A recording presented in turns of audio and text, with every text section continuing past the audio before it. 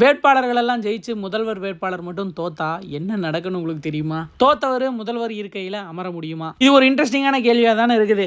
2026 சட்டமன்ற தேர்தல் ஒரு 4 முனை போட்டிங்க. இதில் 4 முதல்வர் வேட்பாளர் இருக்கிறாங்க. ஸ்டாலின் அவர்கள் கொளத்தூர் தொகுதி, எடப்பாடி அவர்கள் எடப்பாடி தொகுதி, சீமான் காரைக்குடி, விஜய் அவர்கள் எழும்பூர் மற்றும் திருச்சி கிழக்கு.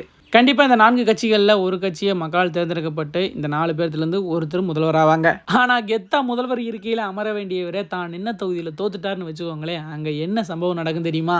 ஒரு இன்ட்ரெஸ்டிங்கான கேள்வி, அதுக்கு உண்டான பதில் இருக்குதுங்க. இந்த மாதிரி இன்ட்ரெஸ்டிங்கான cinema news, cricket news, general news and politics update எல்லாம் தெரிஞ்சிருக்கு. நம்ம சேனலை மறக்காமல் சப்ஸ்கிரைப் இல்லைனா ஃபாலோ பண்ணி வச்சுக்கோங்க. முதலமைச்சர் வேட்பாளர் தோத்துட்டார் ஒரு தொகுதியில், அவர் முதலமைச்சர் சீட்டில் உட்கார முடியுமா அப்படின்னா கண்டிப்பாக உட்கார முடியுங்க.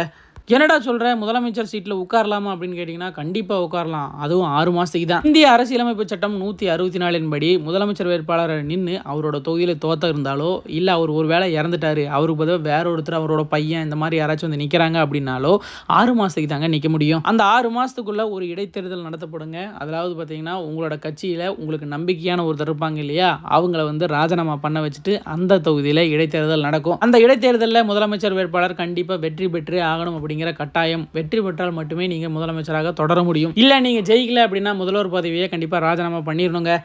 அதுக்கப்புறம் என்ன நடக்கும்னு கேட்டிங்கன்னா, உங்கள் கட்சியில் உங்களுக்கு நம்பிக்கையான ஒரு சில பேர் இருப்பாங்க இல்லையா, அவங்கள ஒரு டம்மி முதலமைச்சராக போட்டுட்டு நீங்கள் பின்னாடி இருந்து ஆட்சி செஞ்சுக்கலாம். இது இவ்வளோ நாட்களாக நடைமுறையில் இருக்கிற விஷயம் தான். சரி, இதுக்கு முன்னாடி இந்த மாதிரி விஷயம் நடந்திருக்குதா அப்படின்னு நீங்கள் கேட்டிங்கன்னா எக்கச்சக்கமான விஷயங்கள் நடந்திருக்குது. அப்படி என்னென்ன விஷயங்கள்லாம் நடந்திருக்குது அப்படிங்கிறத டீட்டெயிலாக பார்க்கலாம் வாங்க. 2021 மேற்கு வங்காளம் எலெக்ஷன், மம்தா பானர்ஜி இவங்க நந்திகிராம் அப்படிங்கிற தொகுதியில் போட்டிட்டாங்க. அதில் தோல்வி அடைஞ்சாங்க. ஆனால் அவங்க கட்சிக்காரங்க அமோகமாக வெற்றி பெற்றுட்டாங்க. இவங்க முதலமைச்சராக பதவியேற்றாங்க. அதுக்கப்புறம் 6 மாதத்துக்குள்ள பவானிப்பூரில் இடைத்தேர்தல் நடந்து தன்னோட பதவியை தக்க வச்சுக்கிட்டாங்க. 2001 தமிழ்நாட்டில் ஜெயலலிதா அம்மையார் அவங்களால வேட்புமனுவே தாக்கல் பண்ண முடியாத நிலைமை இருந்துச்சு நீதிமன்றத்தோட தீர்ப்புனால. ஆனாலும் அவங்க முதலமைச்சராக பதவியேற்றாங்க. அதுக்கப்புறம் அந்த கேஸ் கொஞ்சம் தீவிரமடைஞ்சதுக்கப்புறமா தன்னோட பதவியை ராஜினாமா பண்ணிட்டு ஓ பன்னீர்செல்வம் அவர்களை முதலமைச்சராக நிற்க வச்சுட்டு அவங்க விசாரணைக்காக போயிட்டாங்க. விசாரணையில் அவங்களை கைதெல்லாம் பண்ணாங்க. அதுக்கப்புறம் அவங்க அந்த விசாரணையிலேருந்து விடுவிக்கப்பட்டு மீண்டும் முதலமைச்சரானாங்க. அது எப்படின்னு கேட்டிங்கன்னா, ஆண்டிப்பட்டி தொகுதியில் மீண்டும் இடைத்தேர்தல் நடத்தி ஜெயலலிதா அம்மையார் முதலமைச்சரானாங்க. ஜார்க்கண்ட் 2009 தேர்தலில் பார்த்தீங்கன்னா சிபு சோரன் அப்படிங்கிறவரும் முதலமைச்சராக பதவியேற்றாரு. 6 மாதத்துக்குள்ள இடைத்தேர்தல் நடந்துச்சு. ஆனால் அந்த இடைத்தேர்தலையும் ஒரு தோத்து ராஜினாமா பண்ண வேண்டிய நிலைமைக்கு வந்துருச்சு.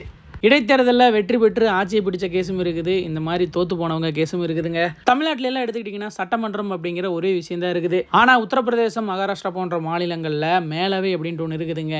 எம்எல்சி அப்படின்னு சொல்லுவாங்க. அதனால் நீங்கள் எம்எல்ஏவை தோற்று போனாலும் எம்எல்சி, அதாவது மேலவையில் உறுப்பினராக தேர்ந்தெடுக்கப்பட்டீங்கன்னா நீங்கள் வந்து முதலமைச்சர் ஆயிடலாம் அப்படிங்கிற மாதிரி அங்கே ஒரு விஷயம் இருக்குது. உத்தவ் தாக்கரே, யோகி ஆதித்யநாத் போன்ற தலைவர்கள் இது மாதிரி தாங்க ஜெயிச்சு முதலமைச்சர் ஆயிருக்கிறாங்க. அதனால் முதலமைச்சர் வேட்பாளர்களுக்கு இந்த மாதிரி ஒரு சில சலுகைகளும் இருக்குது. இந்த மாதிரி விஷயங்கள் எல்லாமே பார்த்தீங்கன்னா அரிதிலும் அரிதான விஷயமாக தான் நடந்திருக்குது. இந்த தடவை 4 முனை போட்டி தான் நடக்குது. இந்த வீடியோ பார்க்குற நீங்கள் சொல்லுங்கள், எந்த முதல்வர் வேட்பாளருக்கு இந்த மாதிரியான ஒரு சம்பவம் நடக்கலாம் அப்படின்னு நீங்கள் நினைக்கிறீங்கன்ட்டு கமெண்ட் பாக்ஸில் மறக்காமல் கூட ஷேர் பண்ணிக்கோங்க மக்களே.